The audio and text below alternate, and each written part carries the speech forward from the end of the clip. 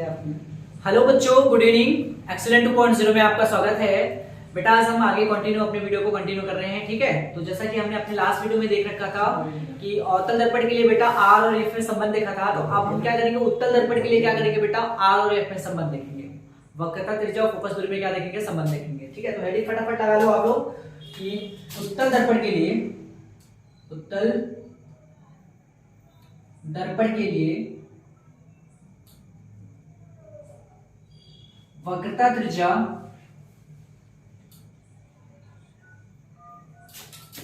तथा फोकस दूरी एफ में संबंध, फोकस दूरी में संबंध, ठीक है बेटा। उत्तल दर्पण के लिए हम देखेंगे कि आर और एफ में संबंध क्या होता है, तो वही संबंध होता है बेटा जो अवतल के लिए होता है। तो पहले फटाफट हम फिगर बनाते हैं, उसके बाद क्या करते हैं, डिस्कस करते हैं। तो ये हमारा कौन सा दर्पण है, एक उत्तल दर्पण है।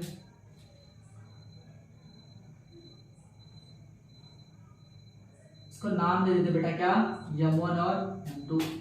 मैंने बताया था दर्पण के मध्य बिंदु को आप क्या कहोगे, ध्रुव कहते हो।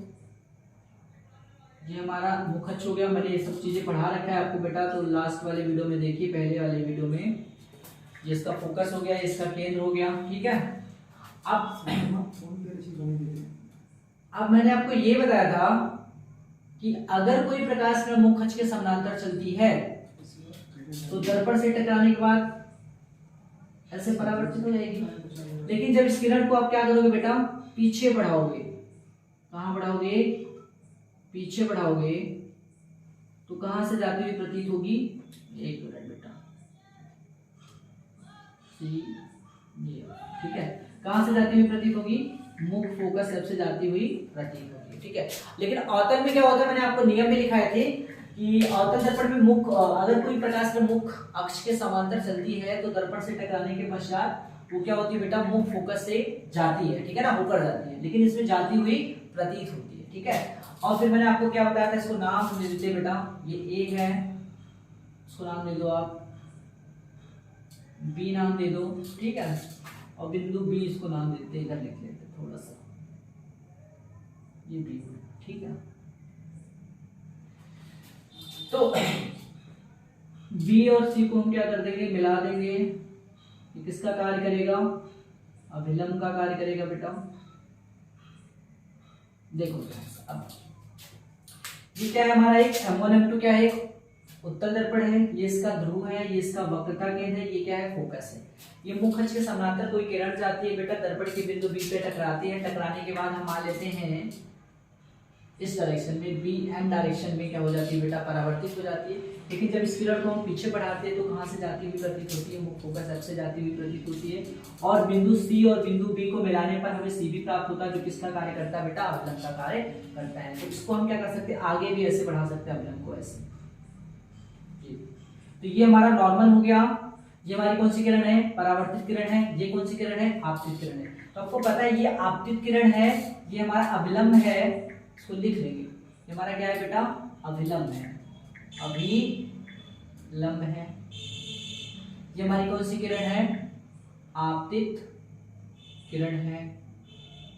ये कौन सी किरण है, परावर्तित किरण है, परावर्तित किरण है, ठीक है। देखो ध्यान से, ये आपतित किरण, ये अभिलंब, इनके बीच बने कोण को हम क्या कहेंगे, आपतन कोण कहेंगे। किससे लिखेंगे, आई से लिखेंगे। और ये परावर्तित किरण, ये अभिलंब, इनके बीच बने कोण को हम क्या कहेंगे, आर कहेंगे। किससे लिखते हैं बेटा, स्मॉल आर से लिखते हैं।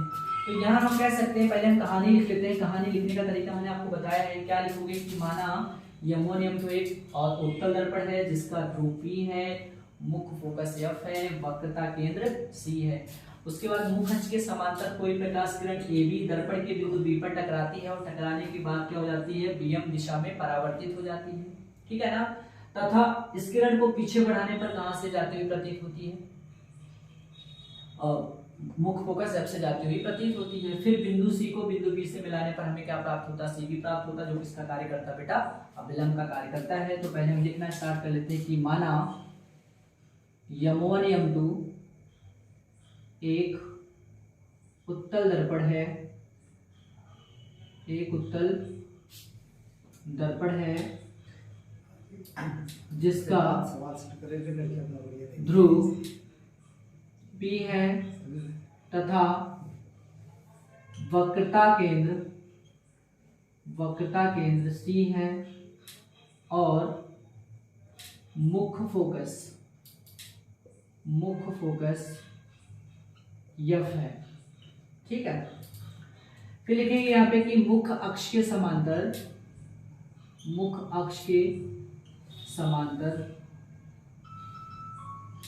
कोई प्रकाश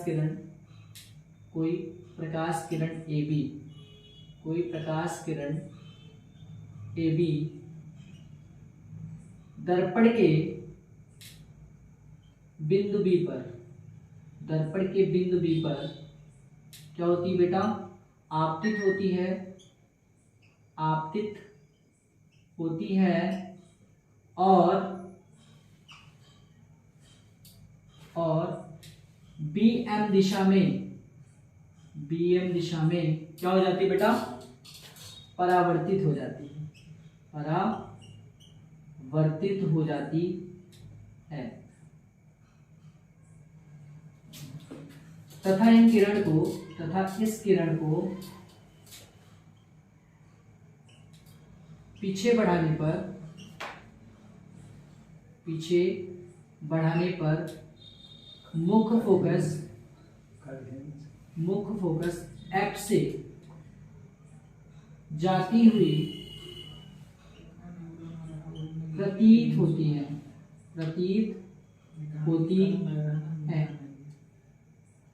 तथा बिंदु C को बिंदु B के साथ मिलाने पर CV प्राप्त होता है। क्या प्राप्त होता है बेटा? CV प्राप्त होता है जो अभिलंब का कार्य करता है। अभिलंब का कार्य करता है। ठीक है, ये कहानी आपको बेटा लिखना पड़ेगा। ठीक है, आप फिगर देख के कहानी लिख सकते हो। तो अब देखो हम यहाँ पे स्टार्ट करते हैं इसको करना। ठीक है, तो हम कहेंगे बेटा कोड AB, इसको नाम दे देते हैं, इसको नाम हमने नहीं दिया है तो नाम दे देते हैं ABN। यहाँ लिखेंगे कोड ABN। क्या है बेटा? I है। और कोड NBM, क्या है बेटा? R है। तो हम लिख सकते हैं कि ये बेटा कोड ABN बराबर होगा कोड NBM के। और रीजन क्या देंगे बेटा? किसके अनुसार बराबर होगा? तो ये परावर्तन के नियम से, क्योंकि परावर्तन का नियम ये कहता है कि आपतन कोण सदैव क्या होता है? परावर्तन कोण के क्या होता है? बराबर होता है। ठीक है, तो ABN क्या है बेटा? हमारा I है। और NBM क्या है बेटा? NBM क्या है? R है। तो I R के बराबर होगा, लेकिन किसके अनुसार बेटा? परावर्तन के नियम के अनुसार। ठीक है, तो इसको समीकरण नंबर हम क्या मान ले बेटा? समीकरण नंबर 1 मान लेते हैं। अब दूसरी चीज देखो ध्यान से। ठीक है, इसको फटाफट आप नोट करते रहो। यहाँ पे हम देखो फिगर बना के बाहर हम आपको समझाते हैं। क्या देखो ध्यान से, यहाँ पे देखो बेटा, एक रेखा हमारी ये है और एक रेखा ये मान। ठीक है, देखो इस तरह से ये हमारा दो रेखाएं हैं, मतलब ये रेखा मान ले एक और ये पूरी मुख्य अक्ष। ठीक है, और तीसरा ये जो हमारा अविलंब है ऐसे गुजर रहा है ना बेटा, ये देखो इसको ऐसे इन दोनों को क्या कर रहा है? ऐसे प्रतिच्छेदित करके वो निकल रहा है। तो तुम देख रहे हो बेटा, अगर ये कोण हमारा I होगा तो ये भी कोण क्या होगा? हमारा I होगा, क्योंकि कौन सा कोण है बेटा? संगत कोण। मतलब हमारा ये कोण I है तो ये हम कह सकते हैं ये भी हमारा क्या होगा? I होगा। क्यों? क्योंकि बेटा ये दोनों क्या है? संगत कोण। क्योंकि आपने 9th के मैथ में पढ़ चुके होंगे कि अगर दो समांतर रेखाएं हैं उनको तीसरी रेखा क्या करती है? प्रतिच्छेदित करती है। तो ये वाले ठीक है ना, आपस में क्या होते हैं? बराबर होते हैं। और कैसे कोण होते हैं? संगत कोण होते हैं। और ये वाले भी कोण क्या होते हैं? आपस में बराबर होंगे, लेकिन कौन से कोण में से? सब कोण होंगे। और एकांतर कोण भी आप क्या होंगे? ये वाले कोण इसके बराबर होंगे। ये कौन से कोण होते हैं? एकांतर कोण होते हैं। तो आपको एकांतर कोण पढ़ाया गया होगा, संगत कोण पढ़ाया गया होगा और शेषा बहुमुख कोण पढ़ाया गया होगा, तो कई प्रकार के कोण पढ़ाए गए होंगे बेटा, ठीक है। तो अभी हम यहाँ पे क्या देख रहे हैं कि ये वाला जो एंगल है वो इसके बराबर होगा, मतलब ये वाला एंगल इसके बराबर होगा। कैसे बराबर होगा, क्योंकि ये क्या है, एकांतर संगत कोण है, ठीक है ना बेटा। तो यहाँ हम लिख लेते हैं क्या, कोण ए बी एन, लिखेंगे क्या, कोण ए बी एन बराबर है, ए बी एन किसके बराबर है, इस कोण के, तो उसको हम क्या लिखेंगे, बी सी एफ के, कोण बी सी एफ के। रीजन क्या देंगे बेटा, कौन सा कोण है ये, संगत कोण है, संगत कोण है। इसको समीकरण नंबर कितना मान लें, 2। तो देखो यहाँ पे कोण समीकरण 1 और समीकरण 2, समीकरण 1 का और समीकरण 2 का एक पक्ष बराबर हो तो दूसरा हम क्या कर सकते हैं, बराबर कर सकते हैं। तो लिखेंगे क्या बेटा, समीकरण 1 तथा 2 से, 1 तथा 2 से क्या आएगा, देखो ध्यान से, मतलब ये इसके बराबर है तो ये किसके बराबर हो जाएगा, इसके बराबर हो जाएगा। तो यहाँ हम लिख सकते हैं कि एन बी एम बराबर हो जाएगा किसके बेटा, बी सी एफ के, किसके बराबर हो जाएगा, बी सी एफ के। इसको समीकरण नंबर हम क्या मान ले बेटा, समीकरण नंबर। अब यहाँ पे एक चीज और हमको क्या देखना है, क्या देखो ध्यान से, अगर एक रेखा हम ये माने परावर्तित किरण को, देखो यहाँ समझना ध्यान से, ये परावर्तित किरण है, और दूसरी रेखा हम क्या करें, सबलंब को माने इस तरह से। तो आपको दिख रहा है बेटा कि ये वाला जो एंगल है ये हमारा आर है, तो ये वाला एंगल कितना होगा, ध्यान दो, ये भी आर होगा। क्यों, क्योंकि बेटा अगर दो रेखाएं क्या करते हैं, एक दूसरे को प्रतिच्छेदित करती है, तो जहां पर काटती है बेटा, कटान में दो जो कोण बनता है आमने सामने का, वो क्या होते हैं, आपस में बराबर होते हैं। और कैसे होते कोण होते हैं, वो शेषा बहुमुख होते हैं। कभी भी दो रेखाएं क्या करती है बेटा, एक दूसरे को प्रतिच्छेदित कर देंगे, तो जहां कटान बिंदु जहां पे प्रतिच्छेदित करती हैं, उनके आमने सामने बने कोण क्या होते हैं, आपस में बराबर होते हैं। कैसे कोण होते हैं, शेषा। इसका मतलब ये आर है तो ये भी क्या होगा, आर होगा। तो देखो ध्यान से, अगर ये आर है तो हम कह सकते हैं ये भी एंगल कितना होगा भैया, आर कह सकते हैं, नहीं कह सकते, क्यों, क्योंकि शेषा बहुमुख कोण है। तो यहाँ पे लिखेंगे क्या, ध्यान से लिखेंगे, कोण कोण एन बी एम, कौन सा कोण बेटा, कोण एन बी एम बराबर है कोण सी बी एफ के, मतलब इस कोण के, सी बी एफ के। रीजन क्या दोगे बेटा, इसको समीकरण नंबर 4 मान लो। रीजन यहाँ पे बता देना कौन से कोण है बेटा, शीर्षा भिमुख कोण है, शीर्षा भिमुख कोण है। तो आप जानते हो, अब देखो समीकरण 3 और 4 को हम सॉल्व करें तो एक पक्ष बराबर है तो दूसरा भी क्या होगा, बराबर हो जाएगा। तो लिखेंगे समीकरण 3 तथा 4 से क्या हो जाएगा बेटा, कोण बी सी एफ बराबर कोण सी बी एफ, ठीक है ना। अब देखो ध्यान से, ये कोण हमें बराबर करना था बेटा त्रिभुज की, बी सी एफ बराबर होना चाहिए सी बी एफ। कैसे बराबर, त्रिभुज में, त्रिभुज बी सी एफ में देखो, बी सी एफ मतलब बी सी एफ, इस एंगल की बात कर रहा है, मतलब ये वाला एंगल किसके बराबर हो गया, C B F, C B F मतलब इस एंगल के बराबर हो गया। तो किसी भी त्रिभुज के अगर दो कोण आपस में बराबर हो जाते हैं तो आपको पता है बेटा, उनके सामने की जो भुजाएं होती है वो भी आपस में क्या होती हैं, बराबर होती है। तो हम लिख सकते हैं कि त्रिभुज बी सी एफ में दो कोण आपस में क्या है, आपस में बराबर हैं, अतः इन कोणों के सामने की भुजा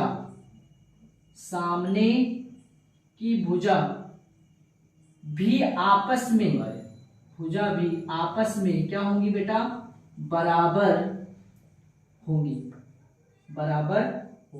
कैसे, मतलब इस कोण के सामने की भुजा कौन सी है बेटा, बीएफ, और इस कोण के सामने की भुजा क्या है, एफसी। तो हम लिख सकते हैं कि अतः हमारा जो बीएफ है वो किसके बराबर होगा बेटा, सीएफ के बराबर या एफसी के बराबर होगा।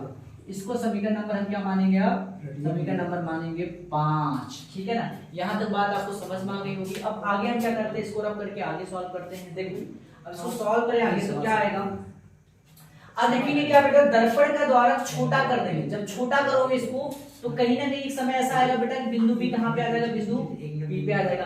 तो जब दर्पण का द्वारक आप छोटा करोगे तो ये भी बिंदु कहां जाएगा, यहाँ पे आएगा। तो जो हमारा बीएफ होता था बेटा यहाँ से आता है, अब वो क्या हो जाएगा, पीएफ के बराबर हो जाएगा। हम लिखेंगे क्या कि दर्पण का द्वारक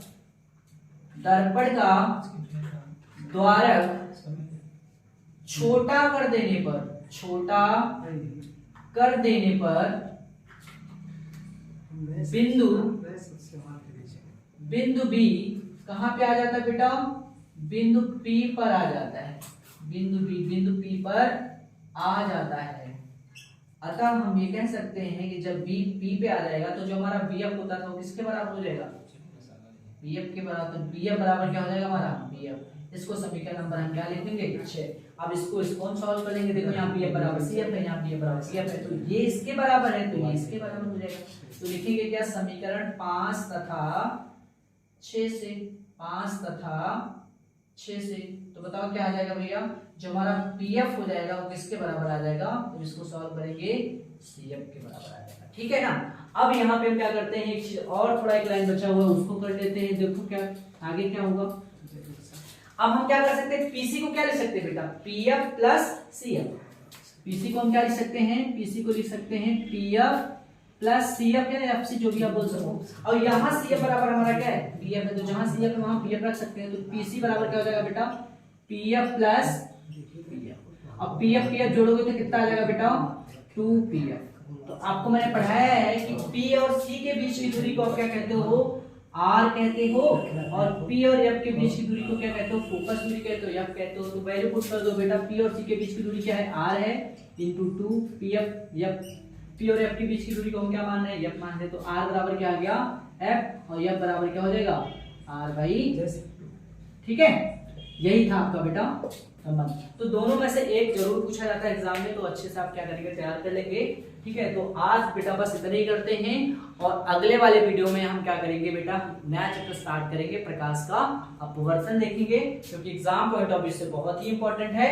तो बस आज के लिए बस इतना करते हैं, और आशा करते हैं बेटा कि आप अच्छे से पढ़ भी रहे होंगे, क्योंकि एग्जाम ज्यादा दिन बचा नहीं है, तो अच्छे ढंग से पढ़ाई करें। ठीक है, और अच्छे नंबर को गेन करें, और अपने गोल को क्या करें बेटा, अचीव करें। और अगर आप हमारे चैनल पर नए हैं तो लाइक करें, सब्सक्राइब करें, और बेल आइकन का बटन जरूर प्रेस कर लें, ताकि किसी भी सब्जेक्ट का अगर वीडियो अपलोड हो तो उसका नोटिफिकेशन आपको मिल जाए। धन्यवाद।